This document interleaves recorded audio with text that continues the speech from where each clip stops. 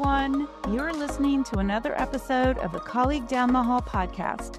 I'm your host, Jeanene Wolf, and today I'm going to talk about Neurospicy productivity tips. This is for all you therapists out there who are neurodivergent like myself. Let's start by acknowledging something important. Being a neurodivergent therapist comes with unique challenges and strengths. Whether you're navigating ADHD, autism, dyslexia, or other forms of neurodivergence, the way your brain works is not a barrier. It's a unique way of processing the world and your work. But let's be honest, running a private practice can feel overwhelming, even for neurotypical folks. Add the complexity of neurodivergence, and things like scheduling, admin tasks, and staying focused can become hurdles. Today, I want to offer actionable tips to help you align your goals with systems that actually work for you. We'll focus on leveraging your strengths, minimizing overwhelm, and building sustainable habits. First, I encourage you to embrace your strengths. One of the first steps to meeting your business and productivity goals is recognizing your natural strengths as a neurodivergent individual. Now, I understand some people don't see neurodivergence as a strength, but bear with me and maybe you will change your mind after you listen to some of these tips that I'm sharing. So look at the big picture. Many neurodivergent therapists excel at seeing the big picture and coming up with creative solutions. This is invaluable for setting long-term goals and dreaming big for your practice. Lean into your empathy and intuition. Neurodivergent therapists often bring heightened empathy and deep connections with their clients, which is a major strength in building a successful private practice. So take some time to reflect on your strengths.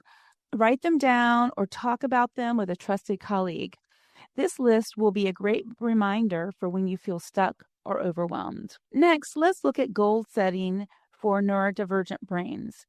Traditional goal-setting methods like SMART goals may not always work if your brain struggles with rigid structures. Instead, try to be flexible with goal setting that fits how you think and process information. There are several ways to do this. The first one is to chunk down your goals. Break large goals into smaller, actionable steps. For example, instead of improve marketing, focus on specific tasks like write one blog post or schedule 2 social media posts this week. I also like to use a parking lot for tasks and goals. This is the main list of all the things you need to do or plan. Use this list to set weekly priorities. Choose just 1 to 3 tasks to focus on each week to avoid overwhelm. It might be helpful to make the first one something easy so you can get the win before moving on to a more difficult task. And of course, check boxes. For many neurodivergent folks, there is nothing more affirming or satisfying than checking a box. Heck, sometimes I get something done and add it to my list just so I can give myself credit by checking the box. And for those of you who use AI, I asked it to create a weekly schedule using time blocks. I indicated the chunks of time that were available for non-client facing tasks, all the things I need to do weekly, and it whipped out a great schedule. And if it doesn't give you what you want the first time, continue asking questions and refining what you want, and AI can get this all set up for you. And for those of you who use AI, I asked it to create a weekly schedule using time blocks. I indicated the chunks of time that were available for non-client facing tasks, all the things I need to do weekly, and it whipped out a great schedule. I've also found it helpful to write down where I end at each block of time and where to start for the next time that I'm doing this task, so I can sit down and immediately know where I need to put my focus. Next, use visual tools.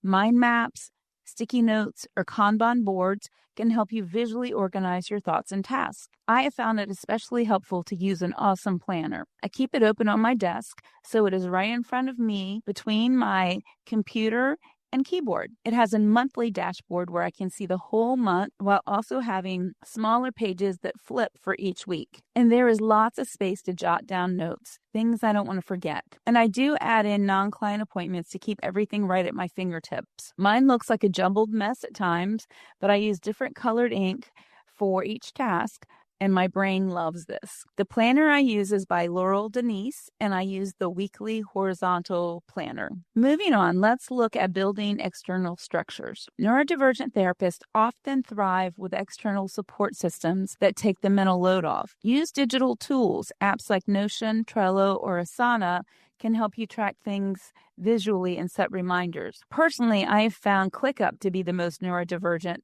friendly tool for task management. It's also a great place to organize information. Your elevator speech for your private practice, testimonials, if you do a non-client business, you can put all sorts of stuff in there. And automate repeated tasks. Automate client scheduling, billing, and reminders with systems like a great EHR or Google Calendar. You can also use ClickUp for this and have it send you reminder emails. Outsource when possible. Consider hiring a virtual assistant for tasks like billing, social media management, and email organization. When you first open a private practice, you have more time than client. Over time, that shifts, and your admin time is more scarce. So look at the tasks that take the most time or that you dislike doing and consider outsourcing those. You might also want to look at how you are managing your time and energy. Time management can feel especially tricky for neurodivergent therapists. Time blindness, fluctuating energy levels, and difficulty transitioning between tasks are common challenges. Here are some things that might help. Number 1, honor your energy patterns.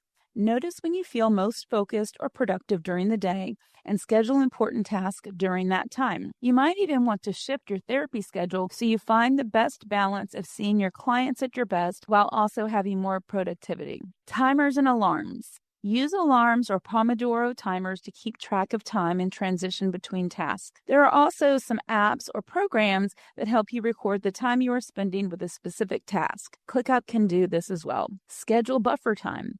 Build extra time into your schedule for transitions, unexpected delays, or mental breaks. Accept that some days your brain will not cooperate no matter what you do. For this, you can check your task list to see if anything jumps out as something your brain likes that day. I also find it helpful to create deadlines for tasks to create a sense of urgency as the week progresses. Next, let's look at how organizing your environment can be helpful. Many neurodivergent therapists I know are piles people. I certainly am one of those. I have a number of piles on my desk, but they are sorted in a variety of ways, so I generally know where something is that I need for my weekly task or ongoing projects. For some people, a cluttered environment can lead to sensory overload or difficulty focusing. So spend some time figuring out what works for you and create a workspace that works best for you. Other than piles, you can create zones dedicated to specific spaces for tasks like paperwork, creative work, or therapy sessions. If you need to minimize visual clutter, get some pretty bins or folders or use drawers to keep your space tidy. Clear bins can be helpful if you need to see items to remember them. As an ADHD woman, I struggle with object permanence. If it's not in front of me, I don't see it. Much like what we see in younger children, much like we see in babies. Try to declutter regularly. Spend 10 to 15 minutes each week tidying up instead of tackling it all at once. For example, if you find yourself losing track of client paperwork, dedicate a specific tray or folder for to-do items and review it weekly. And be sure to create a way to combat overwhelm. Overwhelm can derail even the best plans. Learn to recognize when you're heading into overwhelm and have strategies in place to address it. Start small or easy. When you're feeling paralyzed, pick one small, manageable task to get started. Brain dumps. Write down everything swirling in your mind. Once it's on paper, prioritize what needs to be done now versus what can wait. That is the purpose of your parking lot, the things that can wait. And don't forget to seek support. Don't hesitate to reach out to a colleague or your peer consultation group for help. And if you haven't discovered the magic of body doubling to get productive, you should look into it. There's a website called FocusMate where you can get paired with someone who also needs a body double. Keep in mind that wellness practices are part of your productivity. Let's not forget wellness as a cornerstone of productivity. If you're running on empty, meeting business goals will feel impossible. So schedule breaks. Block off time in your calendar for meals, walks, or simply resting. I spent the first number of years in private practice not eating lunch, and it's going to burn you out at some time. You don't get a break for your brain. Your body doesn't get the nourishment it needs. And it finally caught up with me. So try to avoid that. Set boundaries. Limit your work hours to avoid burnout. Turn off notifications during your downtime. Or better yet, put your phone in another room. Celebrate wins with your personal wellness practices. Acknowledge accomplishments in this area, no matter how small. This will keep you motivated and remind you of the progress you're making.